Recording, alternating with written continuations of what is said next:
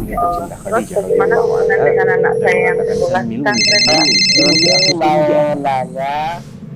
qala qad khasyitu ala nafsi. Terima kasih Bapak. Aku Assalamualaikum mengkhawatirkan warahmatullahi diriku akan celaka. Ya, bismillah. Assalamualaikum warahmatullahi wabarakatuh. Alhamdulillah hamdan katsiran thayyiban mubarakan fi kama yuhibbu rabbuna wa yarda. Pemirsa Fatwa TV, alhamdulillah kita dapat bersua kembali di program live interaktif meneladani akhlak Rasulullah Shallallahu Alaihi Wasallam.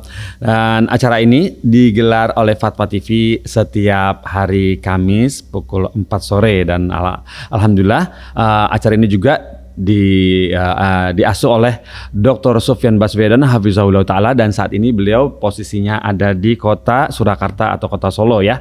Dan alhamdulillah Al Ustadz juga sudah bersama kita di sini, nanti kita akan sapa. Dan bagi pemirsa yang ingin bertanya di program ini, silahkan ke nomor 021 212 32333 ya, bagi pendengar radio Artvisi yang bergabung dan merelay acara ini di 021 212 32333. Alhamdulillah.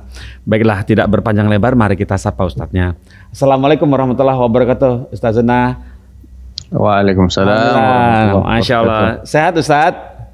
Alhamdulillah. Alhamdulillah, Ustaz. Masya Allah. Kita senang sekali bertemu antum di sini, dan kemudian kami juga tahu, kita juga sama-sama tahu bahwa antum juga lumayan sibuk dan beberapa waktu ini sering ke luar kota ya, Ustaz ya. Masya Allah ya, Ustaz ya. Ya lumayan. Alhamdulillah, lumayan ya. Biasanya akhir pekan ya, Ustaz ya. Barakallahu fiik, Ustaz. Alhamdulillah, semoga apa yang sudah antum bagikan kepada pemirsa dan jamaah yang ada di kota selain Solo atau di Jakarta bisa mendapatkan pelajaran apa yang sudah antum bagikan ya. Barakallahu fiik, Ustaz. Ustaz, untuk di pembukaan acara ini bisakah kita seperti biasa kami meminta nasihat, Ustaz? Bebas, Ustaz, terutama untuk di akhir hari ini, di mana kita nih sudah mau menjelang puasa. Sebenarnya kalau nggak salah 64 hari lagi, Ustaz. Saya menghitung mundur, Ustaz. 64 hari. Ya 2 bulan lagi kira-kira. Barakallahu fiik, Ustaz. Ya mohon kami dibekali, Ustaz. Barakallahu fiik. Baik. Bismillah, alhamdulillah, wassalatu wassalamu ala khairi khalqillah Muhammad ibn Abdullah wa ala alihi wa sahbihi wa man walaha ma ba'd. Barakallahu fiik para pemirsa dan penyimak acara ini. Memang tidak terasa ya, hari demi hari datang dan pergi silih berganti, bulan demi bulan, tahun demi tahun, dan akhirnya kita sudah mau menyambut datangnya bulan Ramadan tahun 1443 Hijriah.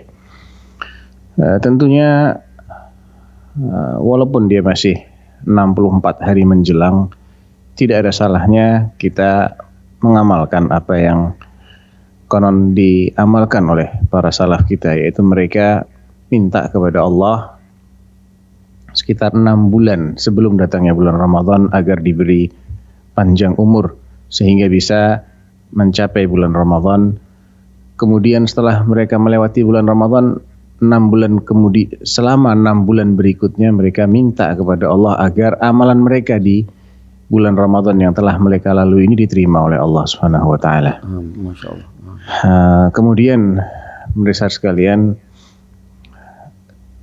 ketika kita hendak menyambut datangnya suatu musim ibadah, maka alangkah baiknya kalau kita membuat rencana apa yang akan kita lakukan ketika Allah menakdirkan kita berjumpa lagi dengan bulan Ramadan tahun ini.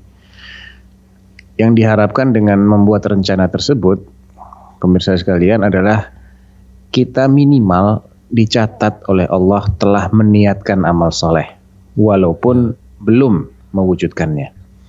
Karena Nabi SAW bersabda dalam hadis yang diriwayatkan oleh sahabat Ibnu Abbas, Inna Allah katabal hasanati was sayyiati thumma bayyana dhalik faman hamma bihasanatin falam ya'malha katabaha Allahu indahu hasanatan kamilah. Barang siapa hamma, berencana, ada niatan yang cukup kuat, dia akan melakukan suatu amal soleh, akan tapi belum dia wujudkan, maka Allah telah mencatat baginya satu pahala yang sempurna. Masya Allah. Ini hanya dengan niat saja, Mas Pongki.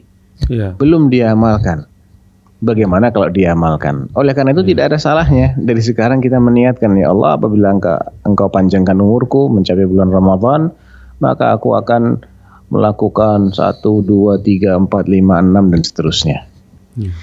Kemudian kita kondisikan dari jauh-jauh hari bagaimana supaya kita bisa mewujudkan rencana kita tersebut dengan tetap berdoa kepada Allah Subhanahu wa taala. Mungkin itu Mas Pongki. Barakallahu fiik. Barakallahu fiikum Ustaz atas nasihat antum ya, kita agar kita tetap semangat ya, minimal kita punya amalan niat ya Ustaz ya, niat untuk disampaikan di bulan Ramadan, beribadah dengan secara maksimal, diberikan kesehatan. Barakallahu fikum Ustaz. Bolehkah kita mulai dari ini ya Ustaz ya, pertanyaan dari website ya Ustaz ya. Alhamdulillah ini cukup banyak, Masya Allah, laris manis.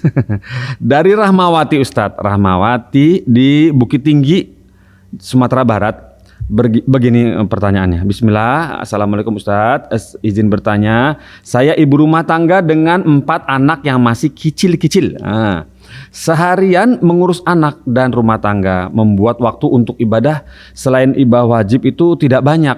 Jadi tidak ada ibadah selain ibadah wajib begitu katanya. Mau qiyamul lail rasanya kok berat, lelah sekali di waktu siang. Begitu juga di waktu siang mau tambah sholat sunnah juga kecapean, sehingga rasanya sangat kurang ibadah saya. Lantas bagaimana cara mengatasinya agar iman ini tetap terjaga dengan hanya melakukan ibadah yang wajib Ustadz? Jazakallah khairan. Begitu katanya. Ya. Rahmawati. Jadi memang yang paling dicintai oleh Allah dan paling mendekatkan seseorang kepada Allah itu memang amalan yang wajib ya. Sebagaimana disabdakan oleh Nabi SAW dalam hadits qudsi, wa ma taqarraba ilayya 'abdi bi syai'in ahabba ilayya mimma aftaradtuhu alaih. Tidak ada sesuatu yang dijadikan sebagai sarana untuk mendekatkan diri seorang hamba kepada Allah yang lebih Allah cintai daripada apa yang Allah wajibkan itu sendiri. Ini mesti kita fahami ya, kita jadikan skala prioritas. Kalau kita tersibukkan menjalankan yang wajib-wajib sehingga tidak sempat lagi mengamalkan yang sunnah, maka itu sebetulnya tidak bermasalah secara syar'i, tidak bermasalah. Karena memang takwa itu kan ada batas minimalnya Mas Pongki. Yeah. Batas minimal untuk menjadi orang bertakwa adalah manakala dia menunaikan setiap kewajiban, semua kewajiban, dan dia menjauhi semua yang diharamkan. Itu dia sudah mencapai takwa dalam kadar yang minimal. Artinya dengan cara seperti itu dia sudah bisa selamat dari siksa Allah. Sehingga ketika iman sedang menurun, pertahankan kadar minimalnya. Kalau imannya sedang meningkat, banyak waktu luang, setelah dia menunaikan yang wajib, masih ada waktu luang, silahkan amalkan yang sunnah, manfaatkan untuk mengamalkan yang sunnah. Demikian juga untuk menjauhi yang makruh, di samping menjauhi semua yang haram. Begitu Mas Pongki. Barakallahu fiik. Seperti itu Ustaz. Ini kalau bagaimana dengan kalau misalnya berzikir apa gitu, misalnya untuk tambahan agar lisannya tetap basah dengan mengingat Allah itu apa? Ya, juga bisa salah satu. Semua zikir yang baik kita ucapkan tasbih, tahmid, takbir, tahlil, istighfar, sholawat, ya. Doa-doa yang kita bisa selipkan di sela-sela waktu luang kita antara adzan dan iqamah. Iya.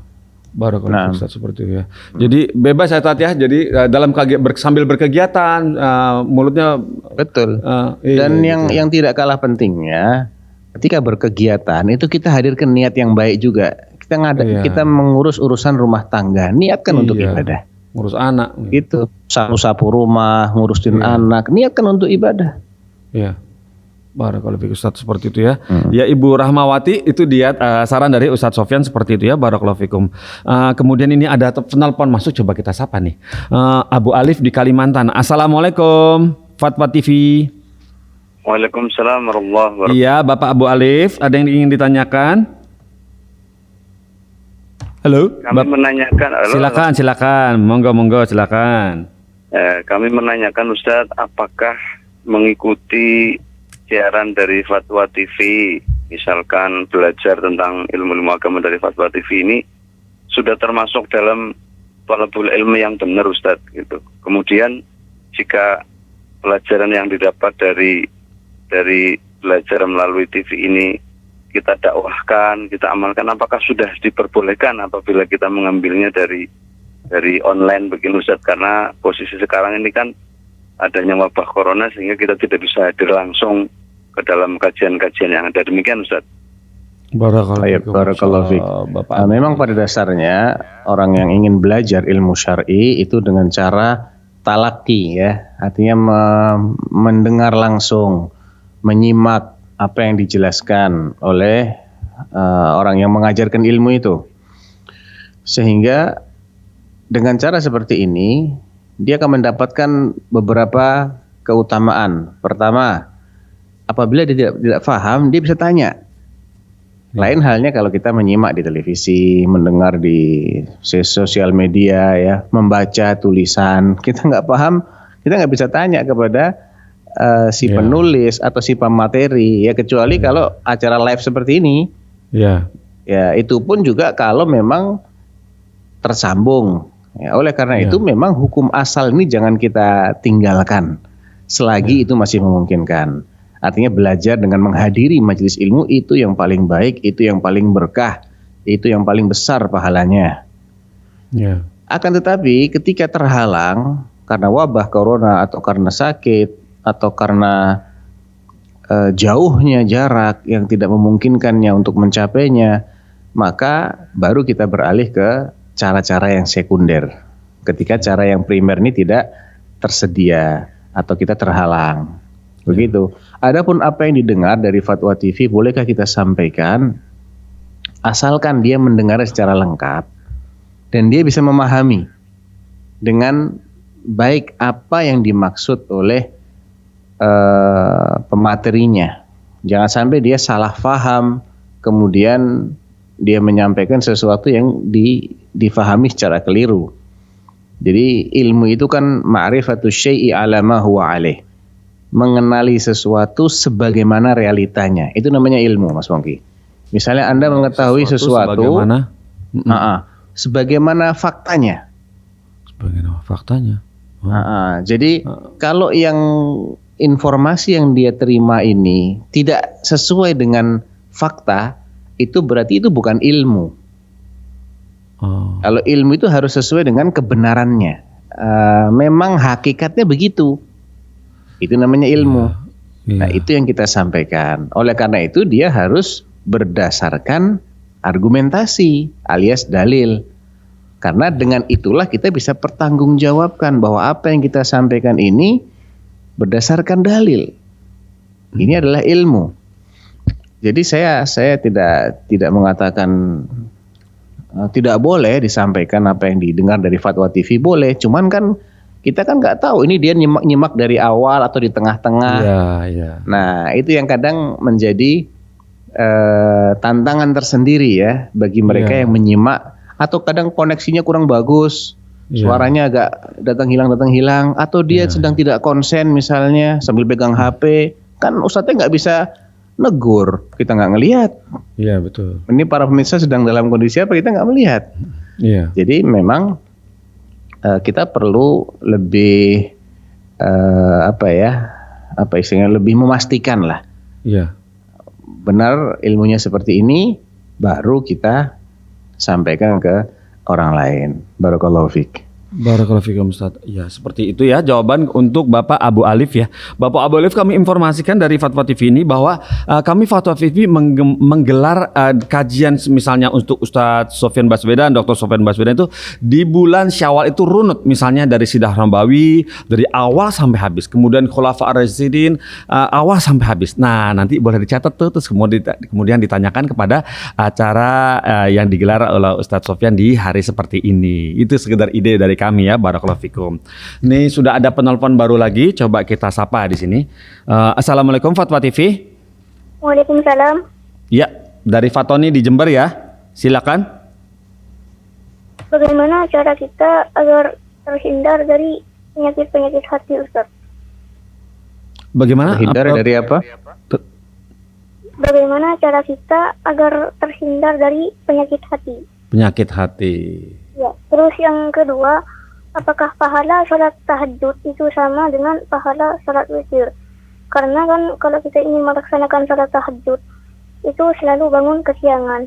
Jadi penggantinya sholat tahajud itu adalah sholat witir. Nah, pertanyaan saya, apakah pahala sholat witir itu sama dengan pahala sholat tahajud? Nah, itu saja Adik Fatoni. Iya. Baik, terima kasih sudah telepon ke Fatwa TV. Apa Ustaz? Jadi yang pertama itu adalah apa tadi yang pertama? Bagaimana cara agar terhindar dari penyakit hati ya. Iya. Baik. Karena penyakit hati ini juga macam-macam. Iya. Kalau dirinci juga terlalu panjang ya. Ada hasad, ada riya, ada ujub ya, ada takabur. Iya. Macam-macam lah ya. Dendam ya. Iya. Jadi masing-masing punya terapinya sendiri-sendiri. Kalau gitu. hasad misalnya, hasad itu kan karena kedangkalan ilmu seseorang terhadap hikmah di balik keputusan Allah.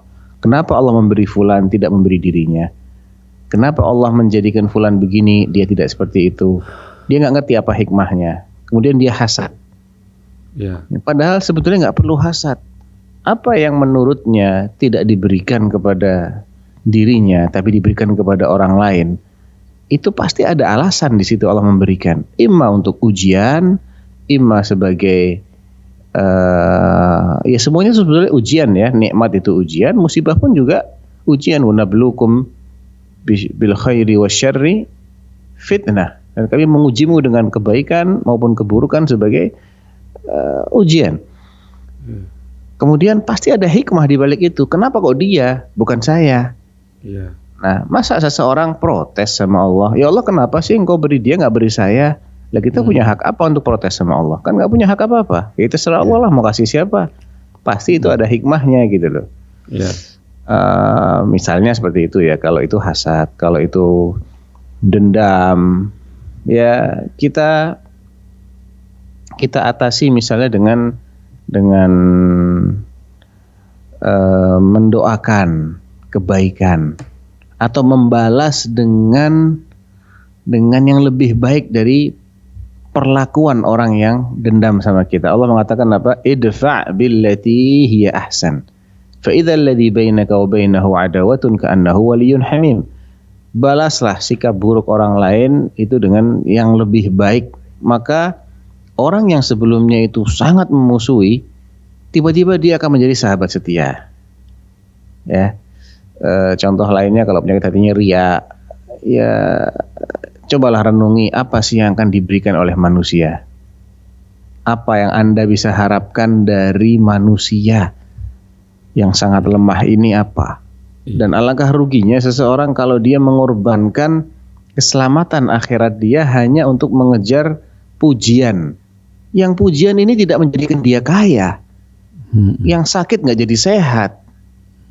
Yang mohon maaf bodoh nggak jadi pintar dengan dipuji.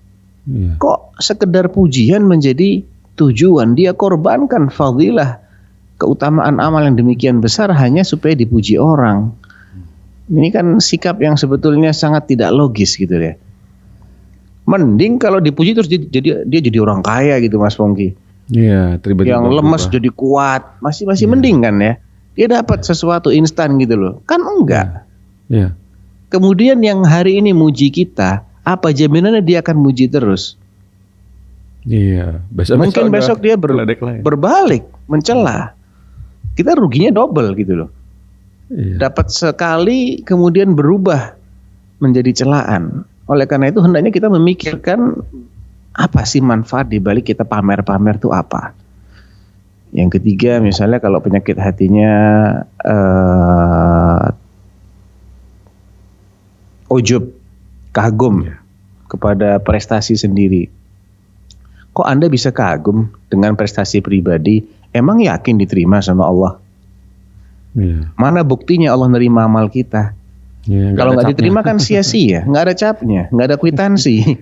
Ya, kok bangga banget. Terus yang kedua, kamu tahu persis dosamu tidak sebanyak amal solehmu. Jangan-jangan dosamu lebih banyak daripada amal solehmu. Kezalimanmu dengan orang lain lebih banyak daripada ibadahmu. Iya. Kan dia belum bisa menikmati kalau kondisinya seperti itu. Iya. Bisa jadi dia malah bangkrut di akhirat. Apa yang mau dibanggakan? Jaminan amal diterima nggak punya. Jaminan dosa nggak lebih banyak daripada amal soleh nggak punya. Iya. Jaminan dia matinya husnul khotimah belum ada. Apa yang mau dibanggakan? Jaminan dosa-dosa masa lalunya udah diampuni semua sama Allah juga belum ada. Iya. Jadi harusnya seseorang menyadarilah posisi dia ini di mana sebetulnya.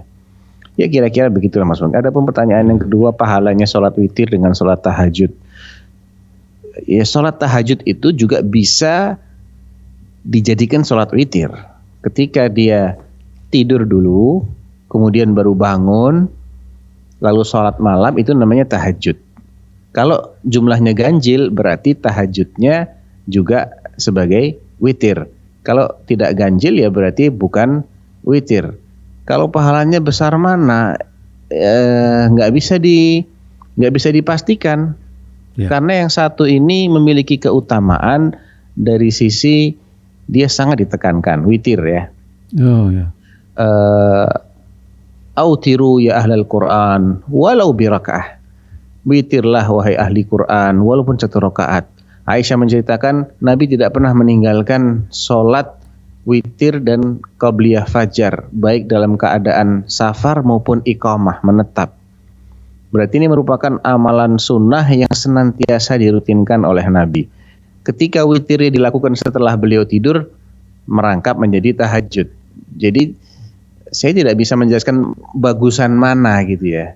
Kalau tahajud doang nggak witir, dengan witir aja tapi nggak tahajud, berarti ini baru bisa diperbandingkan. Tapi kalau nggak begitu ya, saya nggak ngerti harus bagaimana mengukurnya gitu ya. Kalau suruh milih, mendingan witir saja tapi nggak tahajud, atau tahajud saja tapi nggak witir. Jawabannya mendingan witir saja tapi nggak tahajud. Oh gitu. Karena lebih ditekankan, Nabi lebih sering melaksanakan witir.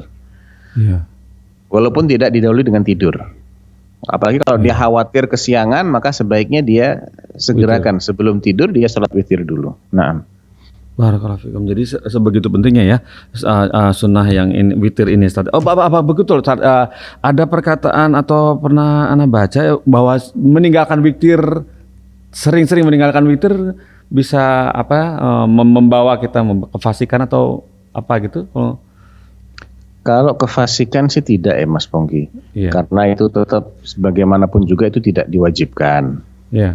Namun itu bukan ciri-ciri orang yang seorang penuntut ilmu atau seorang yang saleh terus menerus meninggalkan witir. Ini bukan ciri-ciri orang yang saleh gitu ya. Artinya ya tidak otomatis menjadi orang fasik, tidak, karena fasik itu kan berbuat dosa besar walaupun cuma 1 kali dan dia belum bertaubat, atau terus-terusan berbuat dosa kecil. Sedangkan witir tidak masuk kategori wajib sehingga kalau ditinggalkan dia berdosa. Namun ya dia bukan, istilahnya kalau kelasnya nggak premium lah, biasa aja gitu loh. Orang ini biasa aja, nggak istimewa dia. Iya, barakallahu fikum. Seperti itu ya Ustaz ya. Penting witir. Baiklah. Barakallahu fikum Ustaz atas nasihat antum. Ini sudah ada penelpon baru, coba kita sapa nih. Assalamualaikum Fatwa TV. Iya, Assalamualaikum Fatwa TV. Assalamualaikum. Ya, Bapak Rizal. Baik, Iya, Masya Allah, keluar juga suaranya. Baik, Bapak Rizal, bisa monitor kami suaranya? Nah. Baik, silakan Bapak Rizal. Barakallahu fiik Ustaz. Ana mau menanyakan makna hadis dari Uqbah bin Amir radhiyallahu anhu. Dia berkata Rasulullah sallallahu alaihi wasallam bersabda, barang siapa yang tahu cara memanah lalu dia meninggalkannya, maka dia bukan golongan kami, atau sungguh dia telah bermaksiat. Hadis riwayat Muslim 1919. Mohon penjelasan Ustaz mengenai makna hadis tersebut. Sekian jaza kelahiran. Assalamualaikum warahmatullahi wabarakatuh. Waalaikumsalam. Fadhal Ustaz. Ya, Ana harus merujuk syarah dulu ya. Takut salah menjelaskan. Jadi apa maksudnya? Ana harus merujuk syarah dulu. Insya Allah nanti kapan-kapan kita tanyakan lagi. Insya Allah, ya siap. Ya. Bapak Rizal, kami sarankan untuk menulis di website ya, masuk ke www.dewanfatwa.com, strip atau garis miring tanyakan. Nanti bisa diketik isi nama dan nomor WhatsApp, kemudian isi kolom pertanyaan. Nanti insya Allah diingatkan untuk Ustaz Sofyan untuk menjawab pertanyaan yang tadi ya. Barakallahu fiik Bapak Rizal sudah telepon ke Fatwa TV. Berikutnya Ustaz, ini pertanyaan dari hamba Allah di Jambi, Ustaz, di Jambi. Pertanyaan seperti ini, bismillah. Assalamualaikum Ustaz Sofyan. Apakah ada suatu keadaan tertentu yang membolehkan seseorang itu berlari untuk mengejar rakaat sholat di masjid? Peristiwanya begini, pernah ada ana bersama teman-teman pergi untuk melaksanakan sholat gerhana di suatu masjid. Qadarullah imam sudah mulai membaca sholatnya, dan telah selesai membaca surat Al-Fatihah.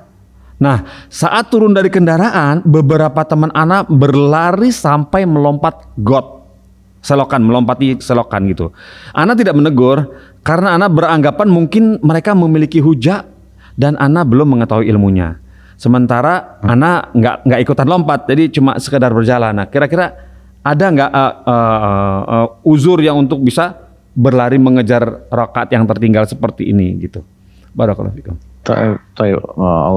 Barakallah. Setahu ana justru dilarang yang begitu itu. Sejauh ini saya belum pernah mendapatkan dalil yang membenarkan cara seperti itu ya. Berlari-lari tergesa-gesa. Hadisnya jelas kok. Hadisnya Abu Hurairah sahih. Idza sami'tumul iqamata famshu ila shalah wa 'alaikum bis sakinati wal waqar. Wala tusri'u fama adraktum fasallu wa ma fatakum fa'atimmu. Apabila kalian mendengar iqamah berkumandang, maka berjalanlah. Perintahnya apa? Famshu, berjalanlah mendatangi tempat sholat berjamaah itu. Wa alaikum, alaikum itu adalah sighatul wujub, sighatu ijab. Redaksi yang fungsinya untuk mewajibkan. Alaikum, kalian wajib. Seperti kutiba alaikum as-siyam, alaikum bisidqi, kalian wajib jujur ya. Artinya kalian hendaknya bisakinah, tenang ketika mendatangi tempat sholat itu, wal waqar, dan berlaku sopan, dan jangan tergesa-gesa. Apa yang kalian dapati langsung sholat, mendapati sedang ruku langsung ruku, mendapati sedang sujud langsung sujud, sedang duduk, sedang tahiyat. Ada sebagian orang yang nunggu, Mas Pongki. Udah telat rakaat. Bentar aja deh, tunggu dulu sampai berdiri. Nah, itu mukhalafah. Itu tidak sesuai dengan perintah Nabi SAW. Walaupun tidak terhitung satu rakaat, tapi kan Anda sudah memulai ibadah itu. Orang yang ketinggalan satu rakaat plus sujud plus duduk ya, atau plus iktidal, dibandingkan dengan orang yang ketinggalan satu rakaat tapi dia sempat dapat iktidal atau dapat sujud pertama atau dapat sujud yang kedua, itu lebih banyak yang dapat hal-hal tadi itu karena dia sudah masuk dalam rangkaian ibadah. Bonus. Lebih banyak ibadahnya dia daripada yang nunggu sampai berdiri baru dia takbir. Kan ketika dia nunggu nggak dihitung sholat, tapi setelah dia takbir dia dihitung dapat pahala sholat walaupun tidak dapat satu rakaat. Jadi saya tidak mendapatkan malah. Kemudian Nabi pernah menegur sahabatnya Abu Bakrah yang ingin cepat-cepat dapat satu rakaat, ketika dari kejauhan melihat Nabi sudah ruku, padahal posisi dia masih jauh dari shaf. Maka dia takbir langsung ruku. Kemudian dia berjalan sambil ruku gitu sampai masuk ke shaf, Mas Tongki. Masya Allah. Nah, ditegur oleh Nabi, zadakallahu hirsan wa la ta'ud. Semoga Allah menambah kesungguhanmu, antusiasmemu, tapi jangan diulangi. Artinya nggak betul tuh cara begitu itu. Ya sudah, jalannya tenang aja gitu. Wallahu a'lam. Barakallahu fikum. Sambil jalan. Barakallahu fikum Ustaz, seperti itu ya. Ini sudah ada penelpon baru, coba kita sapa. Assalamualaikum Fatwa TV. Ya, Assalamualaikum Papa TV, Bapak Udin di Palembang ya. Halo. Waalaikumsalam. Ya, silakan Bapak Udin di Palembang. Ini saya tanyakan Pak Ustadz ya. Bapak Udin, volume apa ini? Nonton di gadget atau di handphone atau di TV? Dikecilkan dulu suratnya. Berbicara dengan Ustadz lewat teleponnya aja. Ya. Ini yang ada saya tanyakan, di desa saya ini banyak masjid. Jadi ada masjid setiap selesai sholat subuh, setiap selesai sholat maghrib dia baca surat Yasin. Nah, apakah itu ada tuntunan dari Nabi, perintah dari Nabi? Kemudian yang kedua, bagaimana masalah kunut subuh? Kalau kita tidak kerjakan, apa kita berdosa? Karena ada yang mengatakan, ada yang hadisnya sahih, ada yang mengatakannya dhaif. Jadi saya ini gimana? Jadi mohon pencerahan dari Bapak Ustadz. Itu saja. Assalamualaikum warahmatullahi wabarakatuh. Ya, waalaikumsalam warahmatullahi wabarakatuh. Ya, Assalamualaikum warahmatullahi wabarakatuh. Tentang kunut subuh dulu ya. Tentang kunut subuh itu memang masalahnya ijtihadiyah. Artinya ada perbedaan ijtihad dari para ulama kita antara yang menganggapnya sebagai suatu keharusan dengan yang menganggapnya bukan suatu keharusan. Dalam hal ini kalau mereka berdalil dengan hadis misalnya, kemudian ada hadis yang mensahihkan, sebagian ulama mensahihkan hadis ini dan berangkat dari situ mereka mewajibkan, sebagian yang lain lagi mendhaifkan dan berangkat dari situ mereka tidak mewajibkan. Lah Anda sendiri pilih yang mana? Yang lebih Anda yakini kebenarannya pendapat yang mensahihkan ataukah mendhaifkan? Kalau yang mensahihkan lebih Anda yakini keilmuannya lebih meyakinkan bagi Anda, ya silahkan. Berarti nanti berangkat dari situ ya Anda kunut. Tapi kalau Anda sendiri merasa saya kok lebih mantap dengan penjelasan ahli ilmu yang mendhaifkan, apalagi kalau Anda punya basic ilmu syar'i sedikit-sedikit ya, bisa memahami argumentasi masing-masing pihak, kemudian merasa yang mendhaifkan kok lebih kuat daripada yang mensahihkan ya hujah-hujahnya, ya sudah ikutilah mereka. Berangkat dari sini tidak perlu merasa berdosa ketika tidak kunut subuh. Tapi kalau Anda sholat sebagai makmum, imamnya baca kunut subuh, sebaiknya Anda ikut kunut. Walaupun Anda pribadi tidak menganggap kunut itu sesuatu yang memiliki dasar yang kuat. Karena apa? Karena Nabi menyuruh kita untuk innama ju'ilal imamu liyutamma bihi fala takhtalifu alaih. Imam itu diangkat supaya diikutin, jangan kalian menyelisihi. Hal-hal yang sifatnya ijtihadiyah ketika kita sebagai makmum ya kita ikuti. Toh itu kan bukan sesuatu yang bid'ah, bukan sesuatu yang tercela secara mutlak, enggak, masih ada kok dalilnya, cuman sebagian menganggap ini sahih, sebagian lagi menganggap tidak sahih. Bukan enggak ada dalil sama sekali ya. Bukan masalah yang ahlus sunnah tidak ada khilaf, enggak, di antara ahlus sunnah ada khilaf di sini. Jadi kita harus toleransi dalam hal-hal seperti ini. Kemudian tentang surat Yasin yang dibaca setiap pagi, setiap salat subuh. Setelah subuh tiap hari gitu ya. Seingat saya ada sebagian ulama, kalau nggak salah Ibnul Arabi, mengatakan tidak ada hadis yang valid tentang fadilah surat Yasin. Jadi bahwasanya surat ini memiliki keistimewaan tertentu, kemudian kita disuruh membacanya di waktu tertentu. Itu menurut beliau tidak ada hadis yang valid tentang keutamaan surat Yasin secara khusus. Yang ada hadis-hadisnya lemah. Nah, berangkat dari sini, surat Yasin adalah sebagaimana Al-Quran pada umumnya. Tentu dia memiliki keutamaan, namun tidak memiliki keistimewaan dibandingkan ayat Al-Quran yang lain atau surat yang lain, sehingga tidak perlu diberi perlakuan khusus. Karena ketika seseorang mengkhususkan, kenapa sih yang dibaca kok Yasin? Bukan misalnya surat Al-Fajr, bukan surat Al-Ghasyiyah, bukan surat Ar-Rum. Apa istimewanya Yasin? Sehingga dia dibaca di waktu itu secara kontinu. Kalau memang ada dasarnya, alhamdulillah. Kita akan amalkan apapun yang berdasar, yang memiliki landasan yang bisa dipertanggungjawabkan. Ya. Sebaliknya ketika tidak ada alasan untuk mengistimewakan atau mengkhususkan surah tertentu dibaca di waktu tertentu, ya kita jangan melakukan hal tersebut. Dikhawatirkan nanti menjadi pensyariatan ibadah baru. Yaitu ibadahnya apa? Baca surat Yasin tiap pagi. Kenapa kok surat Yasin? Udah biarkan aja mutlak. Ya mau pagi, mau siang, mau sore, mau Yasin, mau yang lain, biarkan aja dia mutlak. Yang mutlak biarkan mutlak, yang muqayyad ikutin batasan-batasannya. Tahu ya, mutlak itu tidak dibatas-batasi, itu namanya mutlak. Ya, mutlak. Mau baca apa saja, emang ada kewajiban harus baca surat A, surat B, surat C? Nggak ada. Emang harus ada penentuan waktu khusus untuk baca surat A, B, C? Nggak ada. Ya sudah, biarkan aja. Suratnya bebas, waktunya juga monggo kapan. Kalau udah ada ketentuan, misalnya habis sholat baca ayat kursi, baca al-mu'awwidzat, ya qul huwallahu ahad, qul a'udzu birabbil falaq, qul a'udzu birabbin nas. Nah, kita ikutin itu. Kita ikutin.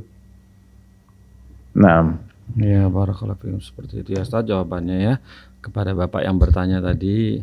Barakallahu fikum, semoga bisa paham. Kemudian ini pertanyaan dari, ada telepon masuk teman-teman. Baik, kita sapa ini, ada telepon masuk dari Umu Yodi ya. Assalamualaikum Fatwa TV. Waalaikumsalam Ya, warahmatullahi silakan Ibu. Iya. Assalamualaikum Ustaz. waalaikumsalam warahmatullahi wabarakatuh. Izin melanjutkan pertanyaan dari member WhatsApp Dirosah. Yang pertama itu Ustaz, bagaimana menyikapi suami yang sulit sholat berjamaah di masjid? Istri sudah mengingatkan, namun qadarullah sejak pandemi dan adanya larangan sholat di masjid sampai sekarang masih agak berat melaksanakan sholat berjamaah di masjid dekat rumah. Apakah berdosa tidak melakukan sholat di masjid untuk laki-laki? Karena Anda pernah dengar ada perbedaan pendapat bahwa sholat wajib berjamaah hukumnya sunnah. Terus yang kedua Ustadz, mengenai pernikahan dengan walinya ayah tiri. Bagaimana kalau sudah terlanjur mereka menikah dengan wali ayah tiri? Bagaimana caranya? Apakah mereka harus pisah dulu, dinikahkan kembali atau bagaimana Ustadz? Udah itu aja Ustadz pertanyaannya. Ya, terima kasih Umu Yodi. Barakallahu fikum. Iya, terkait sholat Waalaikumsalam. Terkait sholat berjamaah yang dilakukan tidak di masjid, pertama yang harus dipastikan dia tetap sholat kan, itu yang penting. Dia tetap sholat kan, mau di masjid ataukah di rumah, itu nanti masalah afdholiyah saja. Lebih afdol memang di masjid. Tapi ketika dia tidak di masjid, tetap sholat 5 waktu, maka dia telah menggugurkan kewajibannya, artinya sudah menunaikan kewajibannya. Jadi ada 2 masalah di sini, sholat berjamaah dan sholat berjamaah di masjid. Kalau sholat berjamaahnya ini, jumhur ulama menganggap sunnah, madhab Imam Ahmad bin Hambal menganggap wajib. Jadi Ahlus Sunnah tidak satu kata dalam hal ini, tidak satu pendapat. Mana yang lebih rojih itu tarjih namanya ya. Tapi tarjih ini bukan berarti kalau saya tidak mengikuti yang dirojihkan oleh Imam Ahmad, berarti saya berdosa. Ya tidak otomatis begitu. Tergantung Anda sendiri lebih cenderung kepada pendapat yang mewajibkankah atau lebih cenderung kepada pendapat yang tidak mewajibkan. Ketika Anda lebih memilih pendapat yang mewajibkan, dilihat lagi ada uzur nggak kok sampai nggak berjamaah. Jadi walaupun madhab Imam Ahmad itu mewajibkan sholat berjamaah, namun di madhab itu sendiri juga menyebutkan uzur apa saja yang bisa menggugurkan keharusan sholat berjamaah. Apakah sakit, ataukah ketakutan, ataukah hujan, ataukah gelap, macam-macam. Ya, bahkan ada 8 uzur kalau nggak salah yang disebutkan dalam mazhab Hambali. Adapun di masjidnya itu sendiri, maka mazhab yang 4 sepakat menganggapnya sunnah. Ya. Artinya, kalau terjadi sholat berjamaah, walaupun tidak di masjid, sudah dianggap baik gitu loh. Tidak perlu dicela ketika dia melakukan sholat berjamaah tidak di masjid. Iya. Karena seandainya itu sesuatu yang tercela, masa iya sih imam-imam yang 4 nggak paham kalau itu tercela? Masa iya sih imam yang 4 nggak ngerti makna dari hadis Nabi? Ataukah jangan-jangan kitanya ini yang terlalu kaku dalam memaknai sebuah hadis? Karena kan berdalil itu bukan hanya dengan melihat satu hadis, Mas Pongki. Iya. Tapi dalam bab ini tuh ada banyak hadis, kita kumpulkan dulu. Baru kita akan memiliki pemahaman yang menyeluruh, pemahaman yang utuh.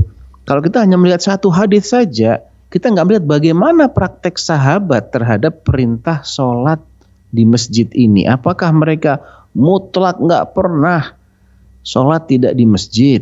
Sehingga kemudian difahami ini hukumnya wajib. Kalau sampai nggak ke masjid itu dosa, haram. Nah, saya tidak berani mengatakan begitu. Kalau ada yang mengatakan seperti itu ya, yang bersangkutan yang perlu membawakan bukti-buktinya dan adakah ulama yang mu'tabar, imam yang mu'tabar, imam panutan yang memfatwakan seperti itu sebelum yang bersangkutan. Karena tidak mungkin kita ini memahami secara lebih baik daripada para salaf kita.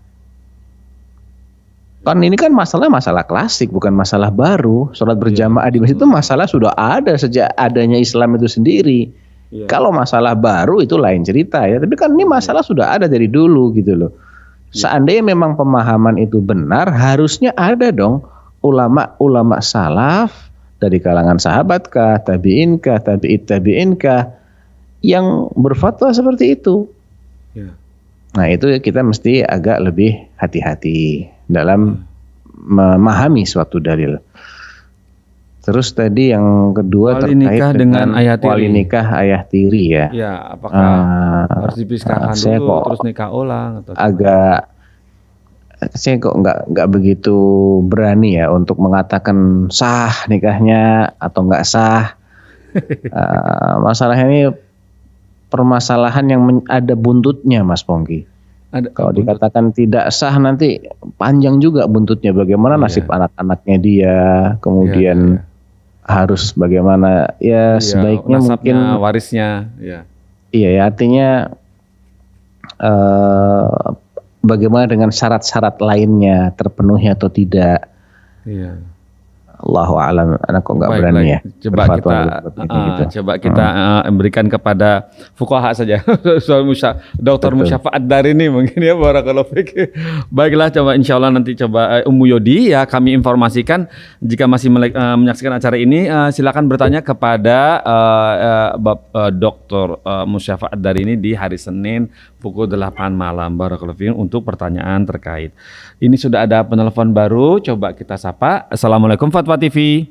Waalaikumsalam warahmatullahi wabarakatuh. Iya, Bapak Yusuf di Palembang. Silakan Bapak.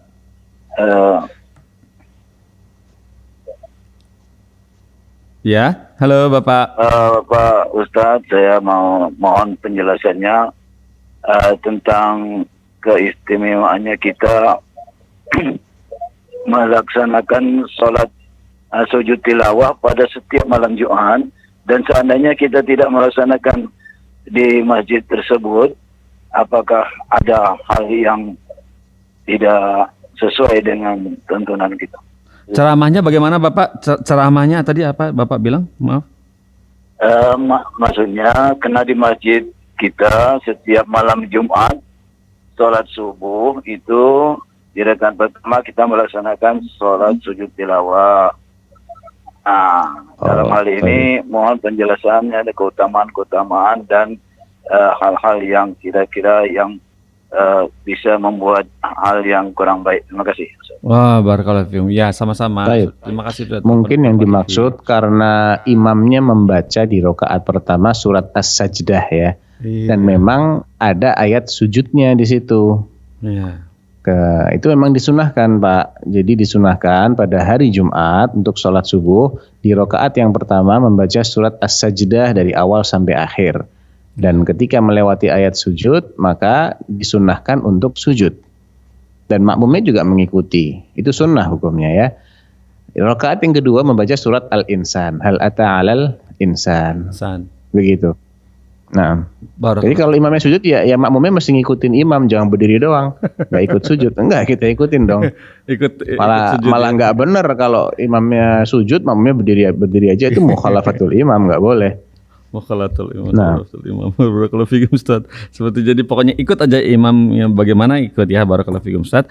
Kemudian ini insyaallah ini pertanyaan yang terakhir ini insyaallah untuk di sore hari ini. Ada telepon masuk teman-teman? Coba kita lanjut. Kan baru. Ya, dari Pekanbaru, bagian Bapak siapa? Ini Pak Hanifuddin Al-Mutoi. Sarifuddin? Iya. Silakan Bapak. Mau tanya Ustaz. Iya. Ya, silakan Bapak Sarifuddin, volume untuk Fatwa TV-nya dikecilkan, misalnya TV dikecilkan dulu volumenya. Iya. Ya, sudah? Ya, silakan. Nah. Udah. Mau tanya Ustaz. Ya. Setiap yang diibadahi selain Allah adalah tauhid. Ya kan? Yeah. Setiap yang diibadahi selain Allah adalah berhala. Jadi bagaimana seseorang yang ibadah kepada orang-orang soleh? Apakah orang soleh itu bisa dikategorikan berhala, Ustaz? Sekian, terima kasih. Dapat gambarannya, Ustaz? Ya, dapat gambarannya. Apa Ustaz? Ini kita masih memiliki hanya 6 menit. Barakallahu fikum Ustaz. Baik. Iya. Jadi itu ada satu catatan yang perlu ditambahkan ya. Setiap yang diibadahi selain Allah dan dia senang untuk diibadahi, dia ridho untuk diibadahi, itu baru jadi tauhid. Kalau dia menolak, dia mengingkari, dia nggak terima, nggak tauhid. Karena para malaikat diibadahi, para nabi diibadahi, orang-orang soleh diibadahi. Di surah apa itu Allah mengatakan, kalla sayakfuruna bi'ibadatihim wa yakununa 'alaihim dhidda. Maryam. Jadi sekali-kali mereka yang diibadahi itu akan mengingkari semua perlakuan orang-orang itu kepada diri mereka dan mereka akan menjadi lawan. Nah, jadi tidak serta-merta kalau diibadahi selain Allah otomatis menjadi tauhid. Kalau ada definisi yang menyebutkan begitu, maka sebetulnya ada catatan tambahan yang mungkin tidak usah disebutkan, orang sudah mestinya paham dong. Ya, Nabi Isa, Allah menegur Nabi Isa. Idh qala Allahu ya Isa ibn Maryam a anta qulta lin-nas ittakhiduni wa ummi ilahaini min dunillah. Wahai Isa bin Maryam, kata Allah, benarkah engkau yang mengajarkan kepada orang-orang agar menjadikanmu dan ibundamu sebagai dua ilah selainku? Dia menolak. Qala subhanaka ma yakunu li an aqula ma laysa li bihaq in kuntu qultuhu faqad alimtah ta'lamu ma fi nafsi wa la a'lamu ma fi nafsik. Subhanallah, kata Nabi Isa, aku tidak boleh sama sekali mengatakan sesuatu yang tidak menjadi hakku. Ibadah ini bukan hakku, itu hakmu ya Allah. Aku tidak boleh mengklaim aku berhak untuk diibadahi. Jadi tidak mungkin beliau dikategorikan sebagai tauhid. Dan tauhid itu bukan harus berhala dalam pengertian patung ya.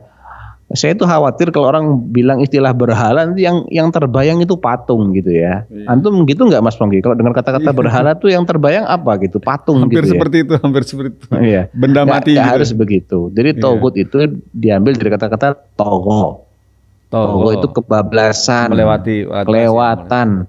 Harusnya dia berhenti di sini, dilanggar, kebangetan. Iya. Jadi bisa manusia, bisa benda mati, bisa syaitan, macam-macam. Gitu. Iya. Barakallahu fikum Ustaz, seperti itu ya. Jadi yang diibadah itu senang gitu, itu baru tauhid ya Ustaz. Iya, ridho dia. Dia menerima, tidak mengingkari. Itu baru tauhid namanya. Nauzubillah. Ya, baiklah Ustaz, alhamdulillah.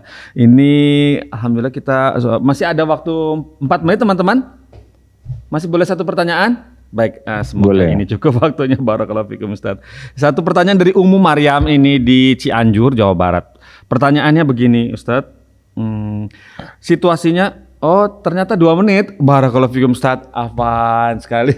Kita sudah di teman-teman sudah cut katanya gitu. Barakallahu fikum Ustadz. Alhamdulillah Ustadz, dengan pertanyaan tadi mengenai togut tadi mentuntaskan acara pertemuan kita sore hari ini. Barakallahu fikum Ustadz. Sudah cukup banyak tadi, Masya Allah, telepon tidak ada berhentinya, Masya Allah tidak ada putusnya. Dan dari website ada 2 pertanyaan. Barakallahu fikum Ustadz. Semoga bermanfaat apa yang sudah antum sampaikan kepada kita semua di sini. Barakallahu fikum. Acaranya boleh kami tutup, Ustaz? Silakan Mas. Alhamdulillah. Barakallahu, semoga kita dipertemukan Allah kembali di pekan depan ya pemirsa. Dan acara ini kita tutup dengan kafaratul majelis. Subhanallahumma wa bihamdik asyhadu an la ilaha illa anta astaghfiruka wa atubu ilaika. Wassalamualaikum warahmatullahi wabarakatuh. Terus bagaimana hubungan dengan anak saya yang sekolah di pesantren? Mau nanya. Qala qad khasyitu ala nafsi. Terima kasih Bapak. Aku mengkhawatirkan diriku akan celaka.